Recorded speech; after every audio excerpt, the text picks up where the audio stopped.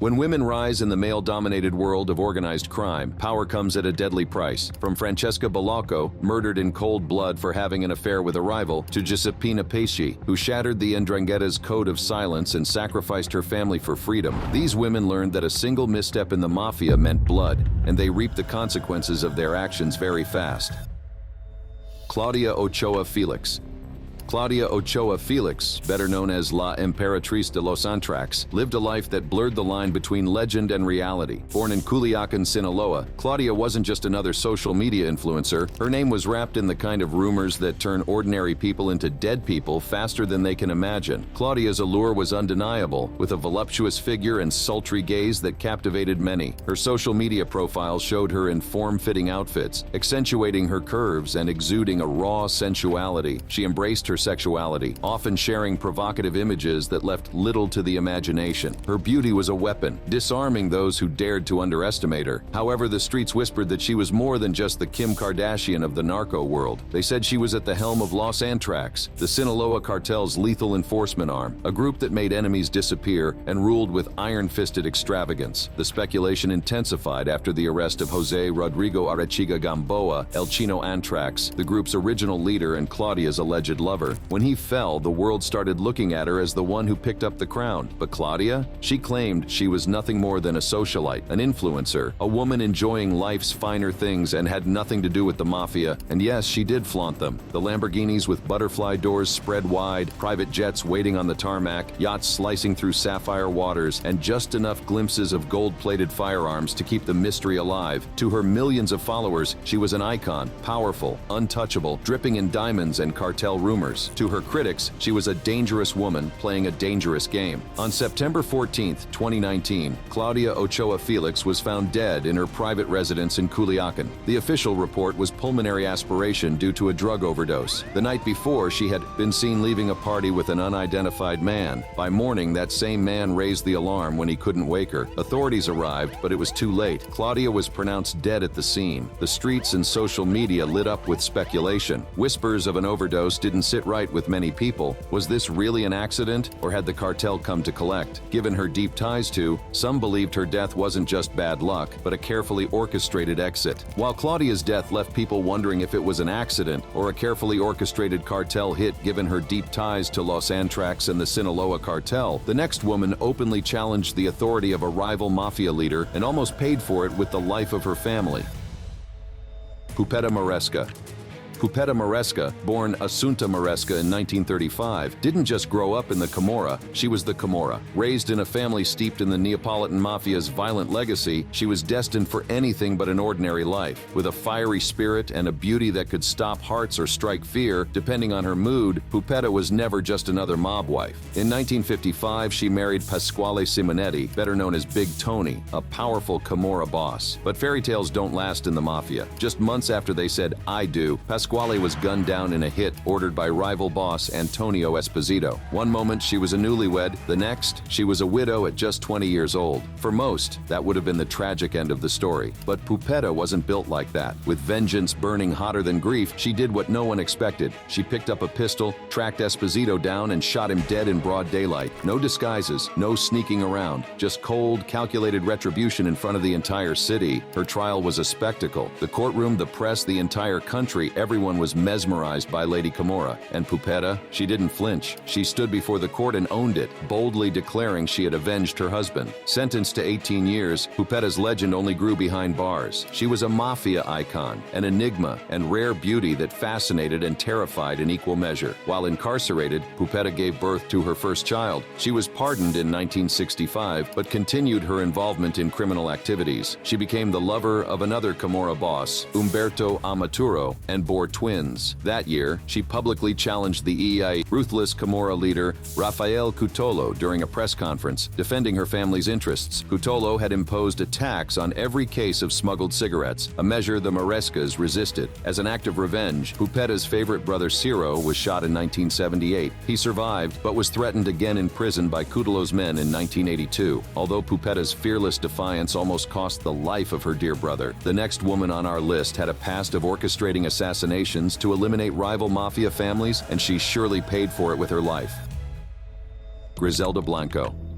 Griselle Delanco, a name that still sends chills down the spine of anyone familiar with the dark world of drug trafficking, was born in the rough streets of Cartagena, Colombia in the 1940s. Her early years were shaped by poverty and violence, setting the stage for her rise as one of the most feared figures in organized crime. Dubbed the cocaine godmother, her story is a ruthless saga of ambition, betrayal, and bloodshed. By the 1970s, Griselda had made her way to the U.S., quickly establishing herself as a force to be reckoned with. Operating out of New York and Miami, she built a drug empire that funneled massive amounts of cocaine into the country. Her business thrived on violence. Griselda orchestrated countless assassinations to eliminate rivals and tighten her grip on the trade. This merciless approach earned her the nickname La Madrina, a title that solidified her fearsome reputation. Her personal life was just as chaotic as her criminal empire. Married 3 times, each relationship ended in bloodshed and betrayal. Her third husband, Dario Sepulveda, learned the hard way that crossing her came at a deadly price. After a bitter custody battle over their son, Griselda allegedly had him killed, proof that no one, not even family, was beyond her reach. By the 1980s, she was at the height of her power, playing a key role in Miami's infamous cocaine wars. Her paranoia and thirst for control turned the city into a battlefield. One of the most notorious incidents linked to her reign was the Dadeland Mall massacre, where gunmen unleashed a hail of bullets in a crowded shopping center. But even the most powerful criminals have their downfall. In 1985, Griselda was arrested and sentenced to over a decade in prison. Yet even behind bars, her influence didn't wane. She continued running her empire from her cell, proving she could still manipulate and control her network from the inside. After her release in 2004, she returned to Colombia, seemingly retired, but her past was never far behind. In 2012, she met a violent end outside a butcher shop in Medellin, gunned down by an assassin on a motorcycle. Till today, no one knows who gunned the cocaine godmother down. For someone who had lived and thrived in a world ruled by the gun, it is not unexpected, but for this next woman who thought she could gain freedom by leaking the Mafia secret to the feds, she is about to find out that the omerta is as sacred as one's life. Leia Garopalo. Leia Garopalo's life was a battle from the start, tangled up with the 'Ndrangheta, one of Italy's most ruthless mafia organizations. Born into a family steeped in organized crime, she grew up surrounded by violence and fear. Her father, a mafia member, was murdered in 1975, which was a brutal introduction to the world she was born into. By the 1990s, Leia's life took another dark turn when she got involved with Carlo Cosco, a notorious cocaine smuggler. Their relationship was toxic. Carlo's criminal lifestyle clashed with Leia's growing desperation to break free from the Mafia's grip. Despite the chaos, they had a daughter, Denise, who became Leia's reason to fight for a better future. Being the wife of a Mafia boss came with expectations, loyalty, silence, and upholding the family's honor. But Leia wasn't built for that life. She wanted out, and she was willing to risk everything to get there. Determined to escape, Leia made a bold move. She became a key witness against Carlo and the 'Ndrangheta, feeding authorities inside information that could shake the criminal empire. But this wasn't just a betrayal. It was a declaration of war. Turning against the Mafia meant signing her own death warrant. She was placed in witness protection, her only real shot at safety. But the desire for a normal life for herself and Denise made her take risks. She wanted freedom, not just survival. And in the Mafia's world, that kind of hope was dangerous. In 2009, Leia vanished without a trace, exposing the brutal consequences of defying the code. Years later, her remains were found, confirming the worst. She had been murdered in cold blood. The investigation unraveled a betrayal too cruel to imagine. Carlo Cosco, the man she once loved, had orchestrated her killing. His trial revealed the horrifying reality of Mafia justice, where even family meant nothing when loyalty was questioned. He and his accomplices were convicted, but no prison sentence could undo the damage. If Leia's fate proved that the Mafia spares no one, Maria Conchetta Cacciola's story showed just how cruel they could be to those who dared to betray them. Maria Conchetta Cacciola. Maria Conchetta Cacciola was born into the infamous 'Ndrangheta Mafia in Calabria, Italy, a world where loyalty wasn't just expected, it was enforced with blood. Her father, Michele Cacciola, was a key player in the organization, and from the moment Maria took her first breath, her path was already decided for her. As she grew older, her fate was sealed even tighter. She was forced into a marriage with another 'Ndrangheta member, a calculated move to strengthen the family's power. But behind the closed doors of her so-called alliance, Maria was trapped trapped in an abusive, suffocating life. The wealth, the power, the name. It all meant nothing when every day was ruled by fear. In 2010, Maria made a decision that would change everything. She wasn't just thinking about herself. She wanted out for her children too. She didn't want them growing up in a world where violence and control were normal. So she did the unthinkable. She turned informant. She handed authorities inside information on the Ndrangheta's operations, hoping to help dismantle the empire from within. But snitching on the Mafia isn't just betrayal. It's a death sentence. No one walks away from the Ndrangheta unscathed. Even with witness protection, Maria knew she was still in danger. The Mafia's reach was long, and they never let a traitor live. On August 22, 2011, her worst fears came true. She was lured back to her hometown under the lie of a family reconciliation. But it was never about making peace. Once there, she was threatened, pressured, and manipulated, forced to retract her statements to the police. But Maria stood firm. She had already come too far to turn back. The punishment for her defiance was beyond brutal. Maria was forced to drink muriatic acid, a slow, excruciating death designed to send a message. Maria's brutal death showed how far the Mafia can go when betrayed, just in the same way this next woman disappeared from the face of the earth with no trace. Anna Genevese.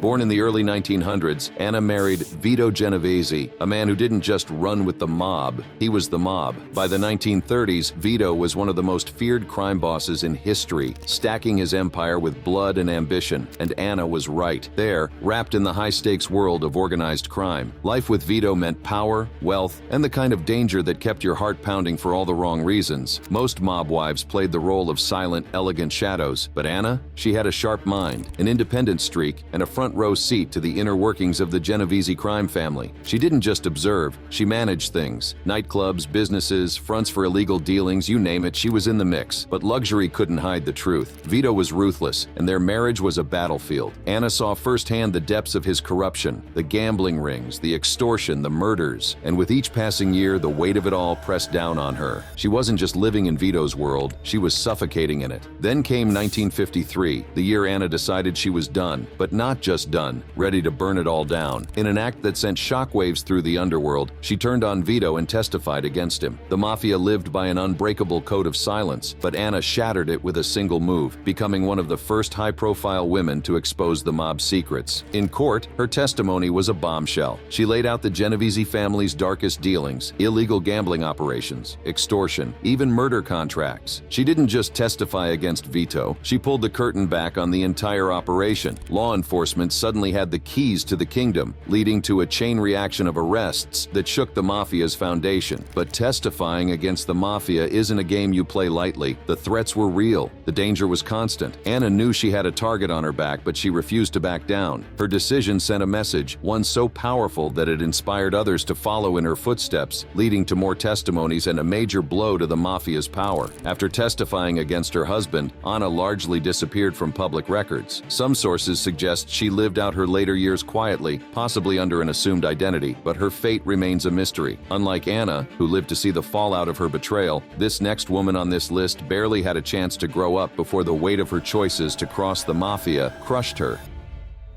Rita Atria. Rita Atria was born into the iron grip of Cosa Nostra in Partana, Sicily, in 1974. She was raised in a world where silence was law, loyalty was currency, and betrayal meant death. Her father, Vito Atria, was a local mafia boss, and from the moment she could walk, she was steeped in the ruthless traditions of an empire that thrived on fear. But the streets of Sicily don't grant anyone immunity, not even a mafia king. In 1985, Vito Atria was gunned down, a brutal reminder that in this world, power never guarantees survival. For young Rita, the grief was raw, but it wasn't over. 6 years later, her brother Nicola took up the family's criminal mantle, only to meet the same fate in 1991. That was the moment Rita saw the truth. Loyalty to the Mafia didn't mean protection. It meant a ticking clock counting down to your inevitable end. Most would have bowed their heads, whispered their grief, and continued the cycle. But Rita, she did the unthinkable. With nothing left to lose, she turned to the authorities, bringing them knowledge that only an insider could possess. Her testimony cracked open the Mafia's underworld, leading to key arrests and exposing the cartel's deepest secrets. At the heart of her rebellion was Judge Paolo Borsellino, the man who became her mentor, protector, and the closest thing to a father she had left. Under his wing, she found strength, a belief that maybe, just maybe, justice wasn't a fairy tale. But the Mafia doesn't forgive, and it sure as hell doesn't forget. On July 19, 1992, Borsellino was assassinated in a devastating car bombing, his death sending shockwaves through Italy and shattering Rita's last shield against the darkness. At that moment, everything crumbled. The system she risked her life to support suddenly felt like a ghost town. The Mafia's shadow loomed large, and without Borsellino, she was alone, vulnerable, and drowning in despair. Just a week later, on July 26th, Rita ended her own life. She was only 17. While Rita died fighting for justice, but for this next woman, her downfall wasn't just about breaking the Mafia's silence, it was about breaking their twisted definition of honor. Francesca Balco. Francesca Balco, a woman bound by blood to the Mafia's ironclad code, dared to defy it, setting off a chain of events that would cost her everything. She was the wife of Domenico Baroni, a man deeply entrenched in the 'Ndrangheta's criminal empire. On the surface, she played the role expected of a Mafia wife, silent, loyal, obedient, but behind closed doors, her heart belonged to another, Domenico Cacciola, a member of a rival clan. It was more than just an affair. In the eyes of the 'Ndrangheta, it was an unforgivable betrayal. In a world where loyalty is currency and dishonor is repaid in blood, Francesca had committed the ultimate sin. This wasn't just about love, it was about power. The 'Ndrangheta wasn't some ragtag street gang, it was a billion-dollar syndicate, its fingers wrapped around the cocaine trade from Colombia to Calabria. Rules weren't suggestions, they were sacred law, upheld with merciless precision. Caught in the eye of the storm was Francesca's son, Francesco Barone. At just 22, he had been raised in the shadow of the Mafia, molded by its cold, unyielding principles. His mother's affair wasn't just a personal scandal, it was a mark of shame on the family name, a stain that only blood could wash away. And so the son became the executioner. By the archaic rules of the 'Ndrangheta, Francesca was sentenced to disappear. No messy headlines, no second chances, just silence. Her body was never found, her name whispered only as a cautionary tale among those who dared to defy the family. But the bloodletting didn't end there. Domenico Cacciola, the man she risked everything for, vanished soon after, another loose end tied up. While Francesca Balco paid the ultimate price for defying the Mafia, this next woman stood up to the fierceness of the Mafia, but lost everything she had worked for in return. Stephanie St Clair. Stephanie St Clair's rise from immigrant to Harlem's queen of numbers is a story of ambition, resilience, and defiance. Born in Martinique in 1896, she arrived in New York in the early 1920s with a fierce determination to succeed. She quickly entered the numbers racket, an illegal lottery that became a lifeline for many in Harlem during Prohibition. The numbers game was simple, yet exciting. People bet on a 3-digit number, with the winning digits coming from random banking figures or stock exchange closings. Despite the odds being 1 in 1,000, the chance of a big payout kept Harlem's residents engaged. St. Clair's operation created more jobs than any other business in the area, employing runners and money collectors to keep things running smoothly. By the late 1920s, St. Clair had built considerable wealth, reportedly earning up to $250,000 a year. Her success went beyond money. She became a symbol of empowerment in a community that was often overlooked. Living at 409 Edgecombe Avenue, she proved that grit and intelligence could break barriers. However, her growing empire soon attracted unwanted attention. Dutch Schultz, the infamous beer baron of the Bronx, saw the numbers racket as a way to expand his criminal empire. By 1932, Schultz set his sights on Harlem, trying to take over the numbers operations by offering the city's numbers bankers a weekly payment. While some agreed, St. Clair stood her ground and refused to yield to Schultz's demands. Schultz responded quickly and brutally. His thugs began terrorizing St. Clair's employees with violence and intimidation, but St. Clair did not back down. She took her fight to the public, placing newspaper ads that accused Schultz and corrupt politicians of trying to destroy her business. Her bold challenge struck at the heart of Mafia authority. Despite her defiance, the constant attacks took their toll. St. Clair's thriving operation began to crumble under relentless pressure, and eventually, she was forced to give up control of her territory, a bitter loss for a woman who had fought so hard to protect her empire. Yet her story did not end in defeat. In 1935, Dutch Schultz met a violent end when he was gunned down in a New Jersey restaurant. Among his belongings, police discovered a telegram from St. Clair that read, "Don't be yellow. As ye sow, so shall ye reap. Madam St. Clair, policy queen." This final, triumphant message from a woman who refused to be silenced resonated with many. Although Stephanie won in the end, all she worked for had crumbled under relentless pressure. In the same way, this next woman's achievements are about to be ruined by a wrong deal with a Mafia family. Maria Litiardi. Maria Litiardi's story is straight out of a mob thriller, except it's all real. Born in 1951 in the Secondigliano district of Naples, Italy, Maria was practically born into the Camorra, one of the most ruthless criminal syndicates in the world. With a father already in the game and a family deeply entrenched in organized crime, she didn't just learn the rules, she rewrote them. The 1990s were a chaotic time for the Camorra, with turf wars turning Naples into a battleground. But where others saw bloodshed, Maria saw opportunity when her two brothers, Pietro and Vincenzo, along with her husband, Antonio Tegemi, were locked up. She stepped in, not as a placeholder, but as the boss. She wasn't just holding it down for the family, she was running the show. Maria wasn't your typical mob boss. She wasn't about reckless violence, she was about control. She managed to pull together 20 feuding clans, convincing them that unity was better for business than war. That's not just leadership, that's empire building. For a while, her peace strategy worked, and under her reign, the Camorra flourished. But then came the heroin debacle. A shipment from Istanbul arrived, and Maria, sharp as ever, realized the product was too pure. So pure it was deadly. She refused to sell it, but a rival gang, the Lorussos, defied her and pushed it onto the streets anyway. It resulted in a dozen overdoses, a public outcry, and a police crackdown that shattered the stability she had built. With the peace ruined, the streets of Naples turned into a war zone. Over 8 days, several of Maria's people were gunned down, including her own nephew. Maria didn't mourn. She retaliated. Allegedly, she ordered 14 murders, making it clear that anyone who crossed her would pay in blood. They called her La Piccolina, which means the little one because of her petite frame, but there was nothing small about her presence in the underworld. By 1999, Maria was officially a fugitive, dodging the law while keeping the Camorra's operations running like clockwork. Her ability to stay one step ahead only fueled her legend. But in 2001, her run came to an end. She was finally captured, bringing her reign to a halt, but not her influence. Even behind bars, Maria remained a force, still feared, still respected, still pulling strings. While the heroin debacle cost Maria her peace and freedom, this next woman broke the sacred rule of loyalty. And like any of the other women that we have spoken about, she paid dearly with her freedom to live like any other human. Juspina Vitali.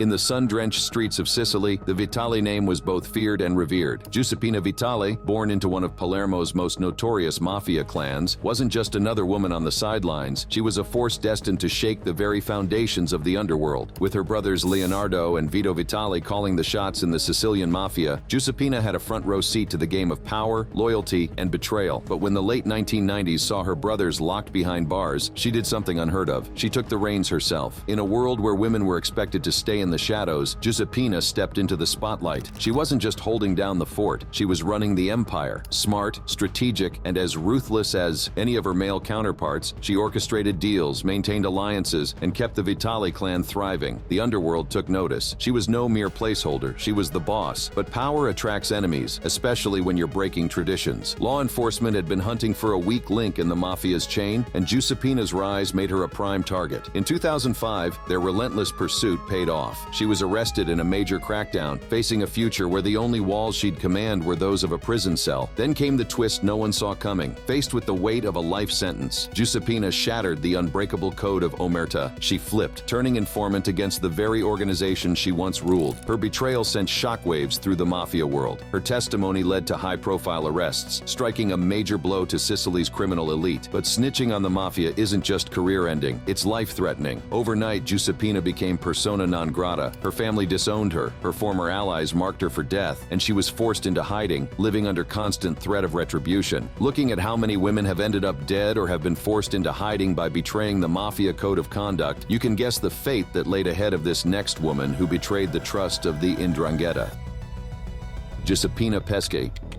In the heart of Calabria, Juspina Pesci was born into a legacy of crime of the 'Ndrangheta family. The Pesci clan, one of the most feared families in Italy's most powerful criminal syndicate, controlled fortunes in drug trafficking and money laundering. By 13, her childhood was over. She was handed over in marriage to Rocco Palaia, the son of another Mafia boss. By 15, she was a mother, locked in a marriage that was more prison than partnership. Palaia controlled everything, from her movements to her money. But even under his watchful eye, Juspina found herself pulled deeper into the family business. acting as a messenger, laundering money, and playing her role in the criminal machine. Then, in 2010, she did the unthinkable. She flipped. Trapped in an oppressive world with no escape, she chose to collaborate with law enforcement, making her one of the first women from a major 'Ndrangheta family to betray the code of silence. Her testimony led to high-profile convictions, shaking the foundation of her own clan. But the pressure was relentless. Family threats, mafia loyalty, the weight of betrayal. At one point, she buckled and tried to take it all back. Her testimony was a staggering one, 500-page expose that peeled back the layers of the organization, revealing its structure, its secrets, and its vulnerabilities. 64 arrests followed, including her own uncle, who was handed 28 years in prison. And just like that, the untouchable 'Ndrangheta had been touched. But behind the veil of tradition and loyalty, something in her refused to be caged. An affair with Domenico Costantino, scandalous, dangerous, and utterly forbidden, became the catalyst for her rebellion. In a world where dishonor could mean death, her defiance was nothing short of revolutionary. But betrayal comes at a price. Threats rained down like bullets, her own family leading the charge. The pressure was relentless, but Juspina stood firm, not just for herself, but for her children. She chose a future over fear, sacrificing everything she knew for a life beyond the mafia's grasp. Juspina now lives under witness protection, her name forever etched into the history of the fight against the 'Ndrangheta. The 'Ndrangheta had always relied on its women to uphold its traditions, but Juspina shattered that expectation. Her bravery gave others the courage to break free. Her story, immortalized in The Good Mothers by Alex Perry, stands as a testament to the women who dare to defy the mafia and the heavy price they pay. Click on one of the cards on your screen to see more videos like this.